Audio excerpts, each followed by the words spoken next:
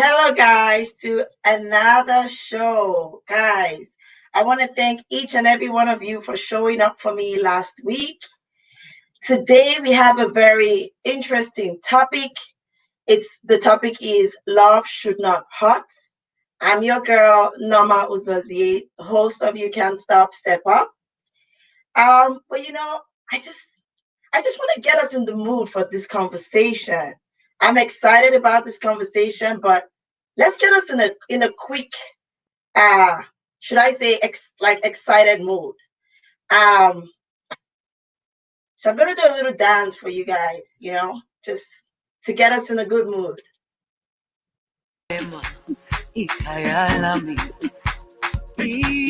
ilondoloze uhambe nami zungangishilana Jerusalema ikayalami ilondoloze uhambe nami zungangishilana dawo yami ayikholana buso wami awukholana ilondoloze zuhambe nami dawo yami ayikholana buso wami awukholana ilondoloze zuhambe nami. All right, guys. So with no further ado, I'm gonna bring in all my lovely guests today. I want to start by introducing Yoshiko Bernie. Welcome to the show. Welcome, Yoshiko. Thank you for having me. Yes, anytime, of course. I can't wait for the conversation that we're about to have. My next guest is going to be Lisa Alexander. Welcome. Hello. Thanks for having me. I'm excited to be here. Of course, anytime. And my last guest today is going to be Gina Lasardi. Thank you so much, Gina. It's so good to have you. Thank you. Guys, I'm excited for our conversation. Are you? Yes. Come on. Are you excited? Yeah.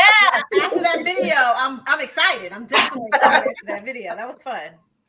Oh my God, I love it. So guys, we're just going to dive right in. These wonderful ladies today, I just want them to be able to give you a little bit of background about themselves, their organization, the service that they provide. So I'm going to just give everybody their own time to tell us your mission and the vision of the service or the organization that you have and how long you've been in business for. And I'm just going to go with Yoshiko first. Okay, well, I am the founder of the Butterfly Project professionally in our 501c. So that's our doing business name. So we're found under the Chrysalis Project Corporation.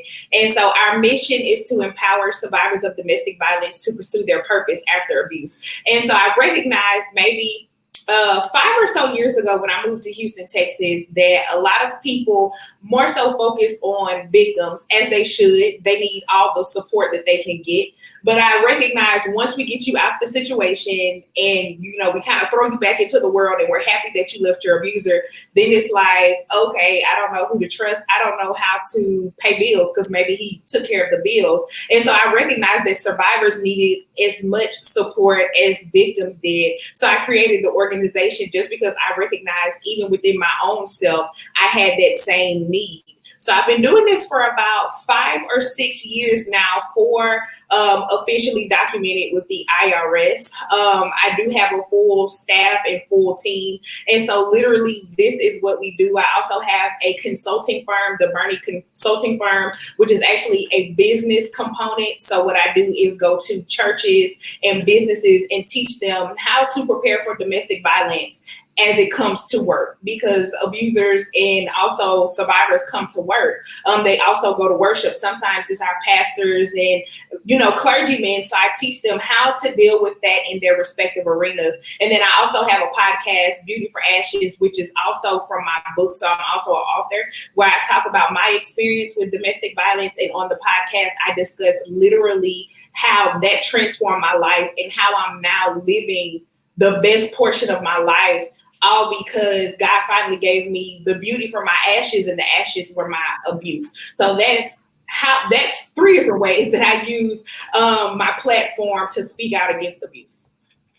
Beautiful, Yoshiko. I love it. I love it. So we're going to move on to Lisa. Lisa, tell us a little bit about the mission and the vision of your organization and how long you've been in business for. First of all, I'm a huge fan of Yoshiko. You were so fun. I love everything that you said. So yeah, we're friends. So anyway, my name is Lisa Alexander, and I'm the founder and executive director of Stand Up Survivor. We are a 501c3 organization. We are based out of Orlando, Florida, although we do service survivors nationwide. And so what we've been in business since 2015, which is crazy. And it really stemmed, kind of like what Yoshiko said, from my own personal journey as a survivor of domestic violence. And so what we do is we focus on meeting the survivor wherever they are. So say if a survivor is still in the home with the abuser, we do our best to either safety plan with them or help get them out, depending on where they are and what they want to do. If a survivor has already left and they're trying to find their footing, we do resume building, helping them find jobs, helping them find housing, and things like that. And then we also work with survivors who have been out for a long time and still have not healed, still have not processed, and are stuck. And so we kind of just try to meet them where they are. I, like Yoshiko shared earlier, was just trying to fill the gap that I saw when I was a survivor and going through services. And one thing I saw, that they were, like she said, ready to rescue survivors, but at the time, what if the survivor wasn't ready to leave? So we focus on meeting them wherever they are and helping them to get where they want to be. So our focus is educating, equipping, and empowering survivors of domestic violence in the world. And so we've been doing that since 2015. We also do have a podcast, and we bring survivors on every week, especially during COVID-19, where domestic violence has risen. I personally started a book publishing company where we have survivors share their stories and start telling their stories. Because, I don't know your guys' faith, my faith talks a lot about we get free by sharing our testimony. And I've actually gotten into writing that down and making that something tangible that they can use to free themselves and free others. So that's a little bit about what we do as Stand Up Survivor. That is beautiful, Lisa. Thank you very much. So Gina, we're going to go to you. Tell us a little bit about the mission, the vision of your organization, and how long you've been in business for. Thank you. My business, I am the founder and CEO of Speak Out, Get Out, Stay Out. We have been in business it'll be 4 years in September. Basically, what these women are doing is the same genre.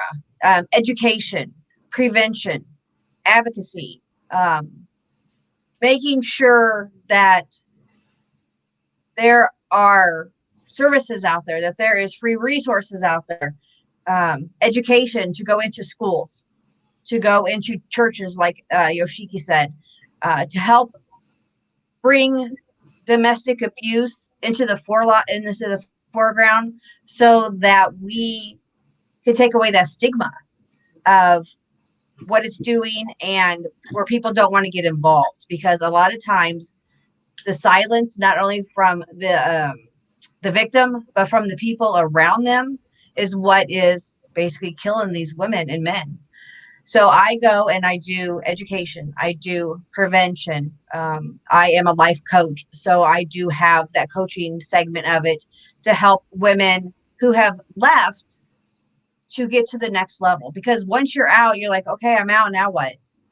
So it helps them to process their trauma and to find their inner sparkle that their abuser tried to extinguish. That's awesome, guys. These ladies are just, they have wonderful backgrounds. I'm excited because I know that this conversation that we're about to have, love shooting heart, is going to be an interesting topic from that standpoint.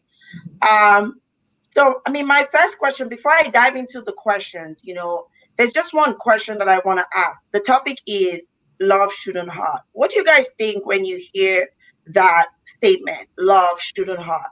I'm going to go counterclockwise this time. So I'm going to start with Gina. Gina, what do you think when you hear love shouldn't hurt? That love, true love, is supposed to nurture you, build you up. There's, your partner should be there with you to do whatever's best for you. They're not there to hurt you or bring you down. Beautiful, beautiful. Lisa, what do you think about that statement? Well, I absolutely agree with Gina. And just on top of that, I would say people, for some reason these days, kind of glorify, well, if you're going through something and you make it through, that's love, and I think that that's a big misconception. But I also think it stems back to when you have childhood sexual abuse and things like that. They love their parent. They love the person who's supposed to love them, regardless of the trauma that was inflicted upon them. Mm-hmm. And so I think it's the same thing when it comes to domestic violence. Well, I love them and they love me. So I should endure this because, we're committed or we're married. And that's just love, like specifically love doesn't hurt, and it shouldn't feel or look like that. Mm-hmm. That's interesting, Lisa. That spin was a different one, but we'll get back to that. So Yoshiko, what do you think about that statement? Love shouldn't hurt. Mm-hmm. On top of everything they just said, I am a believer. So I believe 100% 1 Corinthians 13, love is patient, love is kind, long as love suffering. That's what love is. I have it tattooed on me. Of all the things, love, out of faith, hope, and love is the greatest of them all. And what I believe that we should model love after God's agape love for us all. And so I don't recall ever anytime God chastises us because he loves us, but he's not abusing us if we do wrong or even whatever. So if God is not doing it, and the man or the woman, because women abuse as well, if God has not done that to show me that he loves me, you should not be doing that to show me that you love me. So that's my stance on love is not hurting. That is very true, because when you think about it, like God created each and every one of us, right? Mm-hmm. And whenever we we do something wrong, he's not going to disown us, and he's not going to throw us away just because we did something wrong. He's not going to treat us any kind of way because we did something wrong, right? Mm-hmm. We pray, we get forgiven, and then we just begin anew, right? But human beings just take on this power and this control and think, it's okay to hurt somebody just because it's not going the way you want it to go. And so you think, okay, now it's time to, react, right? Mm-hmm. So my first question, just now diving into the question, my first question is, what form can domestic violence take on?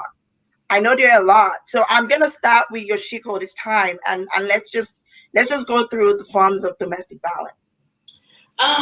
To be quite honest, it's countless. I'm just going to name a few because I want to leave some for Lisa and Gina, but there's yes. Countless. There's, of course, physical, mental, spiritual, financial, technological. It's just all types. I'm not going to go through the list. I'm going to leave some for those, but those are just mainly the ones that I run into a lot where, just like I said, spiritual, financial, just the ones that people don't even think. We all think it's just physical. So we're looking for the woman with the black eye, or we like right. We're looking for her, and we need to be looking for the woman who's smiling in our face, but who's like looking at us like this way because maybe he's talking to her crazy on their way to a venue, or maybe he's turned the scripture into the reason you should, serve me and submit to me. Yeah, absolutely. Wow. Mm-hmm. That is interesting. Lisa, go ahead. All that she said.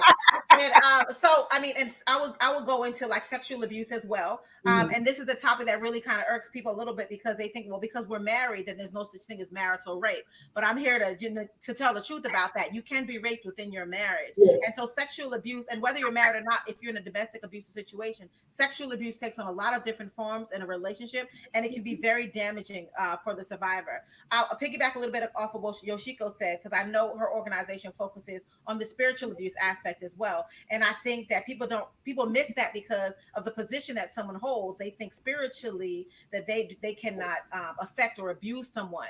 My doctoral dissertation focuses on domestic violence in the church. And through that focus, you learn that a huge majority of pastors are abusers, as well as the people that are serving in their congregation, while using the word to manipulate and continue to abuse. And they don't have to be in a leadership position to be able to do that. It could be the person sitting in the pew, but they use scripture as a way to control and abuse their victim.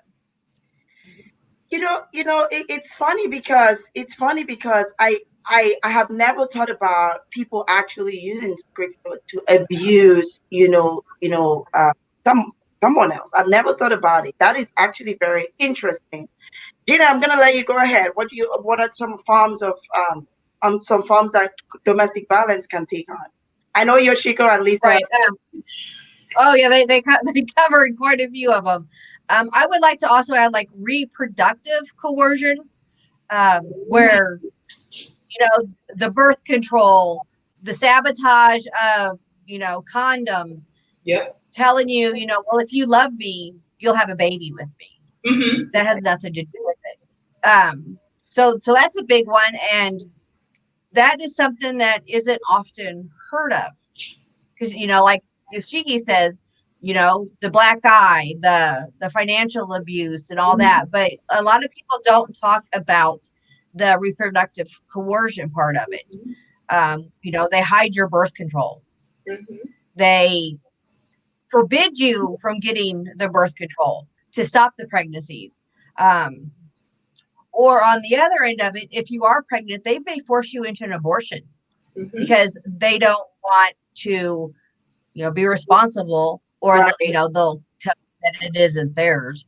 But I think those and the spiritual, those are two huge parts of it that people just don't talk about. Mm-hmm. Wow. But can I just say something real quick? I think, Gina, too, a Yeah. lot of times they don't talk about it because they just don't know about it. And also, I'm so Right. glad you're doing this show. Right. Because that's just Yes. one of the, physical, all these kind of things, but that is a big one. Mm-hmm. We're forcing them to continue to have kids, even though they don't want to have kids and things like that. So I'm glad you said Right. that. That was great. Yeah. Wow. Yeah. That I didn't know about that. I'm just now hearing it that is actually a form of domestic violence. I didn't even know about that. When I think domestic violence, I think, the woman with the black eye, or the man with the black eye, or the woman, in a financial situation, going through a lot because her husband doesn't want to support her and just want to see her, not succeed or something. I never think about, like, you said is it called, so what form what do they call that one? Is it called the reproductive domestic? Like, what is it called? Reproductive coercion. Mm-hmm. Reproductive coercion. Okay, wow. Oh, wow. That's okay. We're going to have to come back to If that. I can add something to what you just said, Yeah. to financial, it's also not keeping money. It's also the excess of giving money and buying things to keep you quiet. So it is, you live in a wonderfully beautiful house and you have all the Louis bags and you drive a Rolls Royce, but it's issued to you, it's rationed to you to keep you quiet for maybe other things, and not even just physical abuse, but maybe they're money laundering, or maybe they're doing something illegal, but they're feeding you money and buying you things. So everybody thinks you're living a wonderful life because you have all of these things, and they don't know that it's basically a payoff for you to remain quiet. Mm-hmm. Wow. Mm-hmm. So what do you guys think? I mean, what are some causes? What are some causes of domestic violence? And I mean, I guess we've already said that already in some way. Well, not really, but what causes these things? What makes people want to treat you a certain kind of way? Like, I mean, Gina, go ahead, take it away. What are some of these things? The biggest factor in it is control. They want to have control over you, over the relationship, over the finances. Like Yoshiki said, that if they're doing something wrong, if they're doing something illegal, well, they have to control you so that you don't go tell. So that's a big thing. And anger is one thing, that they have so much anger in them. Not that it's okay, but that is one of the things that anger management, they just explode because they don't know how to manage that anger. or their past. Stuff in their past may come up and cause issues. Wow. Lisa, what do you think about these questions? What are some causes of what makes people want to, abuse someone else? Because they're an abuser. I mean, the only reason and the only person that is at fault, and I say that, and I know it sounds lighthearted, but it's a fact, because oftentimes as victims and survivors, we take on the blame for an abuser's behavior. Right. Ourselves. And I just wanted to make that very clear. The only person responsible for the abuse is the abuser. Now, don't get me wrong, even from my own personal story, my ex-husband, his father was abusive. He grew up in that home. He learned that is something that was embedded in his, that he grew up as a child. But the only person that was responsible for him beating me at the age of 20, 25, and 30 was him and him alone. And so I think that's my answer, as I would say, the abuser. Now that's my answer. Yoshiko. I was going to say anything. It doesn't matter. Waking up in the morning, brushing their teeth. It doesn't matter. Anything causes abuse. I remember just being in my situation, just getting up in the morning and just getting ready to cook breakfast, and you wake up on 10 because that's just who you are. And it's just who they are. Like Lisa said, it's just who they are. So they're going to do what they're going to do because that's who they are. They're abusers. So do you guys think like they and this is like this just popped up in my head, but do you guys think that, they just are naturally that way, or is something that is learned? Like they have learned to do that because they've seen it from somewhere, upbringing wise. Yoshiko, what do you think? I think it could be twofold. There are some people who are just psychopaths. So this is their biological DNA. They were born this way, to be crazy and to act like this, to just fulfill human race. But then there are some people who are life circumstances. A lot of abusers were molested. A lot of them were abused themselves. Even with my ex-husband, he grew up in Chicago. And Chicago is literally, they call it Chirac because it's so deadly. It's just fights and murders there all the time. And he grew up around that. So he was desensitized to how you literally are supposed to treat people. So the only way he knew how to get people to do what they wanted to do was with guns, with violence, with fighting. And so because that was his circumstance, that's how he treated me. That's how he treated his kids. That's how he treated his family. And so it literally could go either way. Circumstance can make people who they are. Lisa, what do you think about that? What she said. First of all, so since she didn't go into this too much, I would say I think it's a learned behavior as well. Statistics show that oftentimes it is a learned behavior, and that's why it's so important when we talk about breaking the cycle. Because if we have children in the home that are living and watching and experience domestic abuse as a form of everyday, I don't like what he or she did, I slapped them, I beat them, I choked them. We're therefore teaching our children how to behave. And children are like a sponge. We can tell them anything, but what they're doing is watching what you do. Exactly. And so I would say, even from my own personal experience, it was a learned behavior for my ex-husband. And I think oftentimes that's a lot of the times that we see. So I'd have to go with Yoshiko said. I don't know the statistics half and half or how much, but I think oftentimes it's a learned behavior, because even with what Yoshiko was saying, because that's how he grew up, that's what he saw, that's what he learned, it was a learned behavior. So Gia, I want to ask you this question. So do you think the same, or do you also think that even if it's a learned behavior, they can actually stop it? Like, can it be like, do you have to carry it on because it's a learned behavior? Go ahead, Gina. Right. Absolutely, that it can be broken. I know this because I grew up in a house where my father abused my mother. And it was completely acceptable for us kids to mirror that behavior with each other. We would fight. We would fight, like draw blood fight, because that's what we knew as normal. That was our normal. So we learned it. We learned it very well. So yes, as you get yourself out of that and you see in the world that, hey, the world isn't like that. Other people don't have that relationship, or other people aren't acting like that.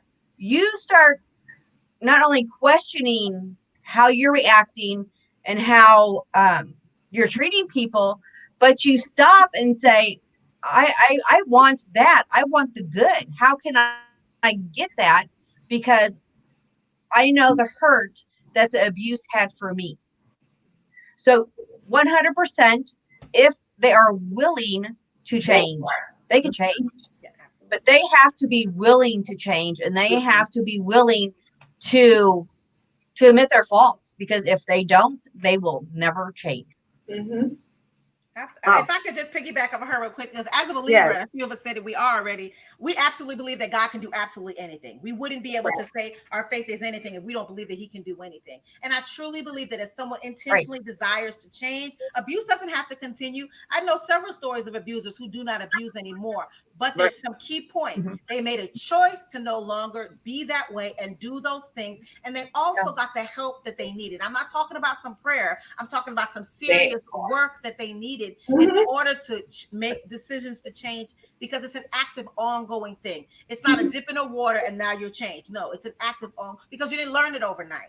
And so it's something that they have to learn and they have to be committed to. So just because, for those that are listening, that may be in an abusive relationship, when they say they change, what have they proved to show that? You don't have to stay in an abusive home because they say they're going to change and risk your life. If you need to remove yourself until they have changed, then that's the safest thing to do. Yoshiko, I saw you putting up your hand. You're like, I had to, and it kills me because I'm a minister in my church. And so people believe, I believe in prayer. Yeah. I love prayer. I pray every day. I love it.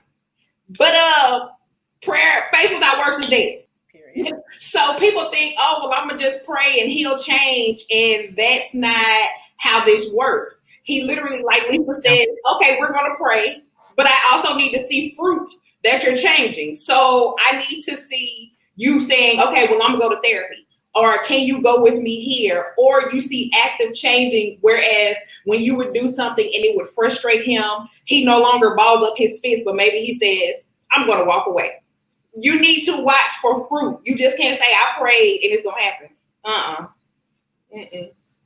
Wow. You know, it really breaks my heart, because right now with the pandemic situation, domestic violence is on the rise, right? People are abusing their spouse, whether the woman abusing the man or the man abusing the woman, or their kids too. So like, how can one support their friends and families that are like experiencing this situation? What would you recommend? Gina, can you take us in? Like, can you lead us on that one? Sure. If you know that this situation is going on, first thing you need to do is let them know, I am concerned for you. They may not be ready to leave. They may not be able to leave yet, because if they are being financially abused where they don't have any money, they can't just up and leave, especially if they have children. And with this pandemic, sometimes they don't know where they're going to go.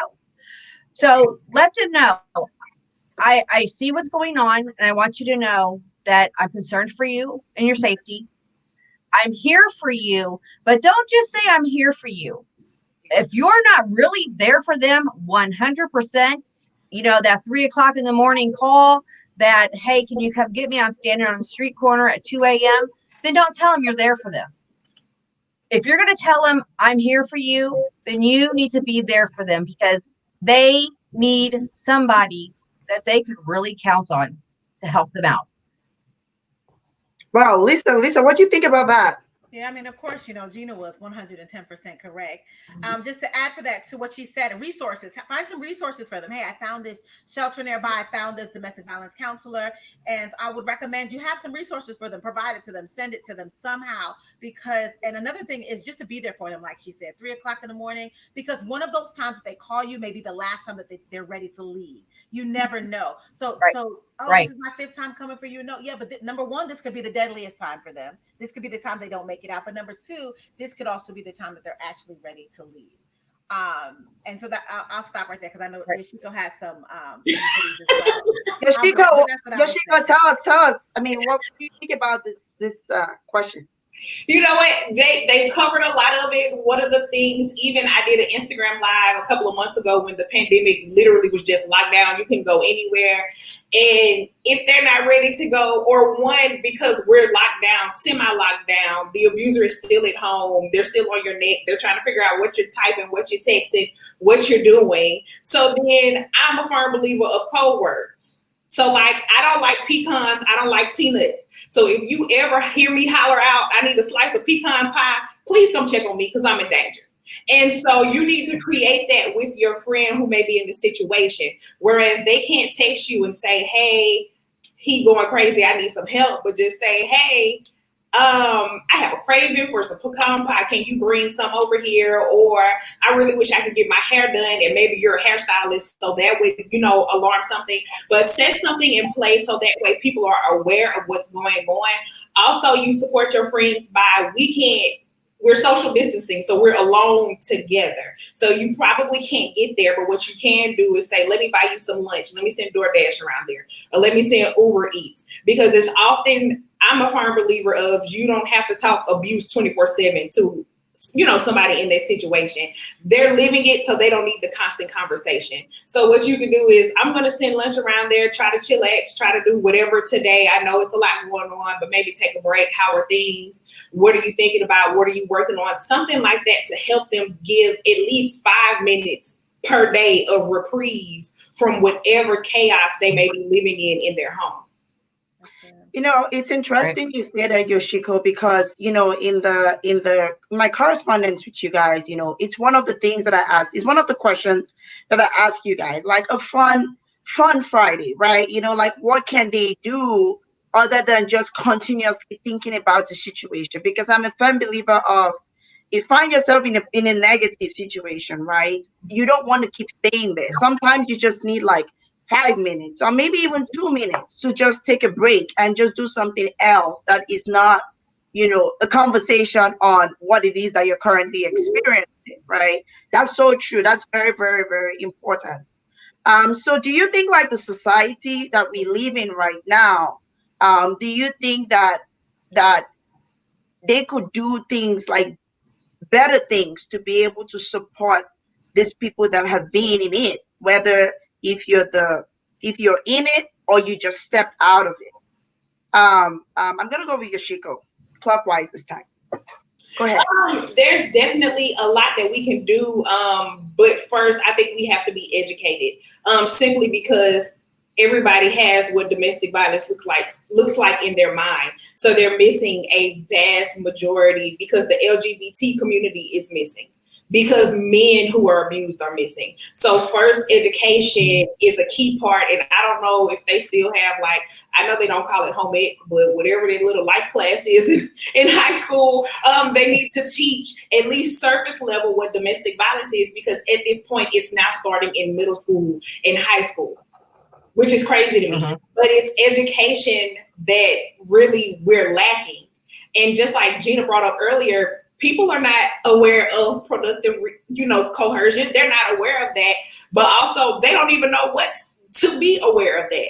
They just know maybe someone's experiencing it, and they're just like, oh, well, like Lisa was saying, I'm married, so I mean, this is what I'm supposed to do, or I'm supposed to have sex with him. I'm supposed to, whatever the case may be. I think the large component is just education is missing. And that's a lot of what we can do. True education, because a lot of people are giving miseducation on domestic violence. Mm-hmm. So true facts and true education on what it is could help a lot in this situation. Lisa, I see you, like, you're ready to just, yes, I was like, amen. Because the thing is, I think the society is afraid of the word domestic violence, domestic abuse, intimate partner violence, because it makes people uncomfortable. It makes them squirm a little bit. And it also makes them put a mirror up to their face, which also makes them uncomfortable. So I think we have to, like she said, with education, bring in a domestic violence specialist, a domestic violence expert, a domestic violence advocate. Stop sugarcoating what is actually happening. And once that opens, in everywhere, in schools, in churches, and organizations, and companies, have the conversation about domestic violence. Because I'm going to throw this in there. If you look at when the world was open, a lot of murder suicides that occurred in organizations, in businesses, in places like that, it occurred because it was a murder suicide. Someone was coming to kill their spouse, and everyone else suffered as a result of that domestic violence incident. And I know I'm going to put a little plug in. Yoshiko does go into companies and train on that. And you cannot be afraid to bring someone in to do that. The other thing I was going to say about what we can be doing as a court system, our judges and our attorneys and our officers need to be more educated from a survivor standpoint. Because my understanding is we're all survivors here. So allow us the opportunity to train so that you know what you're looking for. Because, for example, allowing co-parenting to occur with an abuser, allowing visitations to occur with abusers. There's just so much that's wrong with our judicial system, and it continues to re-abuse victims. I'm done, I promise. But you can't talk to us a little bit because this is our passion, you know, and it's like we got it up. I know, I love it, and that's what I want for the conversation. It has to be authentic, you know, and that is why I love this. I mean, all you ladies on here, I think like all of you bring something different to the table, and that is what makes the conversation what it is. So I appreciate it, Lisa. Gina, go ahead. What do you think? What is your take? First and foremost, education. From being small children, bullying. Let's start there. Let's make them understand that, because what is an abuser? The ultimate bully. Yes. I mean, when you break it down to like the bare minimum, that is what an abuser is. So we have to educate on bullying. We have to make sure that the schools reinforce the bullying, no bullying campaign, because they're not.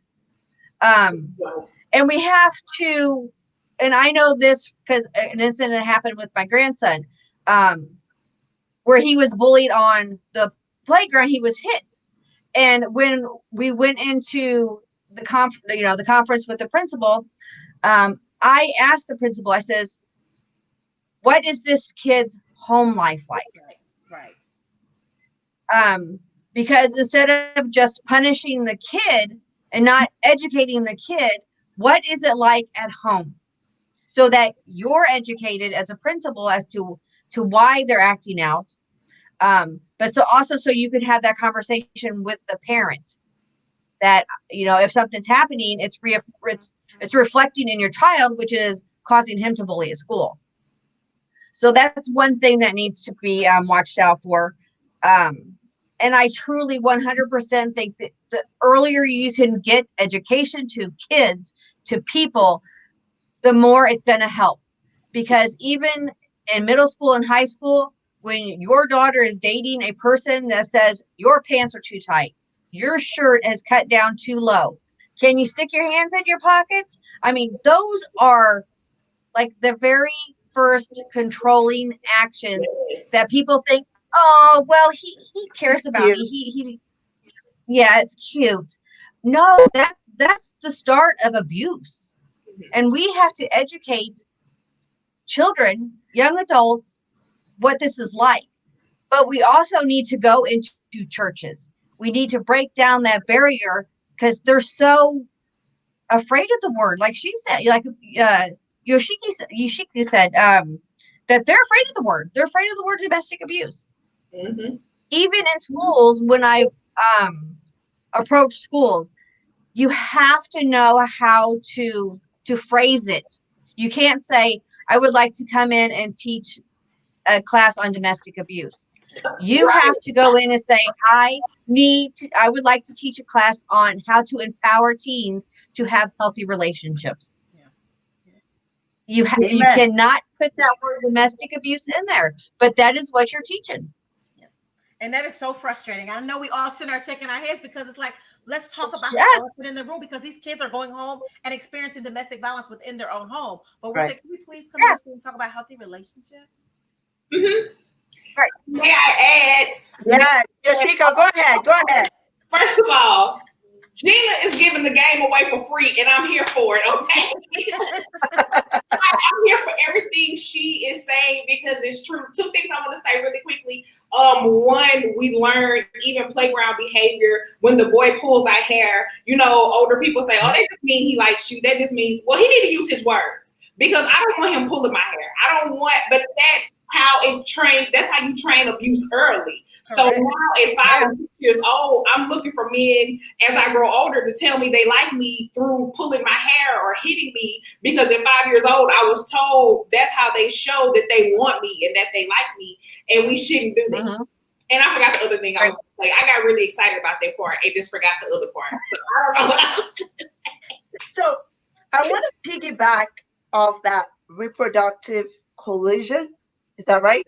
Coercion. Mhm. Yeah. Coercion, yeah. I want to piggyback off that. I really want us to talk about that a little bit more than just what we just discussed about it briefly, because it's very important. I mean, for me, I mean, I'm just now hearing that because I didn't even know it was a thing. So I'm gonna start with Gina again, and I'm just gonna go counterclockwise. And I just want you guys to really like touch on that, because I think that is something that needs to be out there for people to know that that's a thing too. So Gina, go Right. ahead, take it away. Right. So when it comes to the reproductive coercion, like I said, it is your partner, wanting you have a bunch of kids, messing with your birth control, or not wanting you to have kids. I mean, it could take such a big sphere of what that entails. But also during that, there could be STDs. There could be, you could get HIV. You could get hepatitis. I mean, there are so many things that because they don't want to use protection, and they're out there messing and sleeping with everybody and their brother because they're the ones that's actually cheating. It's not you, even though they're telling you you're cheating. They're bringing all that home to you. And when you have reoccurring STDs, that could lead to you as a woman becoming sterile. Mm-hmm. You may never be able to have a child because of this. So it's such a big thing to watch out for, that safe sex. Even when you're married, you need to have safe sex if you're not 100% sure that your partner is only sleeping with you. Mm-hmm. And it's not just vaginal sex. I mean, if they're out there having oral sex with somebody else, or they're out there having anal sex with somebody else, I mean, they could bring all that home to you because maybe they think sex is only vaginal sex. No, it's not. Wow. Lisa, what do you think? Yeah, I'd say pretty much kind of what Gina said, but to kind of go a little bit more into the STD area and HIV, we had an event, and we had a specialist who focuses on HIV come in and speak, and the relationship between HIV and domestic violence. And so it's really important that people don't think there's a connection, but there's a high connection between HIV and domestic violence. Why? Right. A couple of things. So oftentimes abusers may use your HIV status as a reason to keep you with them, to continue to abuse them, and won't allow you to leave. Also, that it's not just HIV, but any kind of STD. Well, threaten it as a way to use to keep people away from you leaving them. Well, if you leave, I have HIV, I'll tell everybody, and threaten, to share your stats and stuff like that. There is a very big relation, and she said also cheating on you and then bringing it home. Another thing with the reproductive health is a lot of times, a lot of survivors that we work with are trying not to get pregnant, even because they know that once they have a child with their abuser, that's another reason that they can force them to stay. I know from my own personal situation, he was very abusive. He started the abuse physically when I got pregnant with my first child. And 4 months later, I found out I was pregnant with my son, and I thought, oh my gosh, I can't leave. I'm stuck. And then I found out it was a boy. He's going to fight me tooth and nail. What am I going to do? I just knew that I was stuck. And I was like, I can't let this happen to me again. And so oftentimes we try to control physically our body when in the time they're trying to control it too. So you have people who are secretly hiding birth control pills or taking birth control pills, and the abuser doesn't know it, just to be able to protect their own reproductive health. Wow. Yes. Wow. Yoshika, what any last word? This time because they were talking so good, I was like, I don't want to forget my thoughts, so I had to write it down. Wait, because the conversation is really good. One thing that Lisa said that I wanted to touch on really quick is about the HIV status and outing them. Also, members of the LGBT community fall victim to that because they abuse them and they hold either their status or even them being gay, because a lot of them are not out. So they'll say, well, I'm gonna tell everybody you got HIV and I'm gonna tell them you gay. Or, something like that to keep them in the situation. So somebody's sexual status, their health status, as well as their sexual orientation is also a reason for abuse, and people try to out them. But also even with the coercion, the reproductive coercion, even myself, when I was with my ex-husband, he has all sons. First of all, okay, he's a gardener tool. Let's just say that. And then all of his children, he has 3 sons. All of them are the same age within weeks of each other by 3 different women. So he's been trying for a girl. And so he just knew that I was going to bring the girl. So I didn't want to have any kids with him because I knew he was a bum and he was a felon. Even though we were married, I knew all of this. I didn't want kids with him. And so we would use the pull-out method, but he would pull out after he was done, essentially. And be like, I'm done. And it's just like, oh, okay, well, there's that. Here I am pregnant. And then when we found out it was a boy, he pushed me down the stairs. And I ended up miscarrying. So that's a form of reproductive coercion. So not only did you force me to be pregnant, then when it wasn't what you wanted, you didn't want the baby anymore. So then you took something from me, because even in that moment, I was like, I'm finna get out. Me and my child, this is my out. This is my way out. And so once he did that, I didn't have the courage to tell the doctor what happened. I just said, I fell down the steps. There were really steep steps, and my mom had actually fell down them the week before. So it wasn't like it was not true that you couldn't just fall down there. But I didn't have the strength to say, okay, he actually pushed me down the stairs. And so after I miscarried, I stayed, because then it was like, I don't have a reason to leave. And that's what so many people do. And that's why they use the reproductive coercion, because you're going to stay. Either way, whether you keep it or you don't, you're going to stay because of the situation. Wow. Guys, I mean, you guys brought like so much energy, so much information. I mean, I just feel like just this little segment, I've learned a whole lot about certain things that I didn't even know. So I'm going to allow each and every one of you to give like a final thought, like your final thought on how love shouldn't hurt and how we can step up as it relates to domestic violence. I'm going to go with Gina first, and then go ahead. You're right. Okay. So my final thoughts are, love shouldn't hurt, period. If it hurts, if you are depressed, if you question your sanity, if you are having to take depression medicine, or you're thinking about suicide as a form of escape, that's not love. And in a relationship, yes, love is important. Love is important. But love is just one aspect of what a healthy relationship is. You have to have trust. You have to have respect. If you don't have those 2 things, then you can love somebody until you're blue in the face, but it's not going to make you happy. And it ultimately may not physically hurt you, but it's going to emotionally hurt you. Also, one thing that I took away from this conversation we were just talking about is, and I was 1,000,000% guilty of this. We have to, as victims, this isn't even about the survivors, as victims, we need to stop covering for our abuser. Mm-hmm. We need to stop lying to cover up what they've done. I've done it. And we need to learn to not do that, to call, make them accountable for what they're doing. Also, I want to say that you as an individual deserve all the happiness in the world.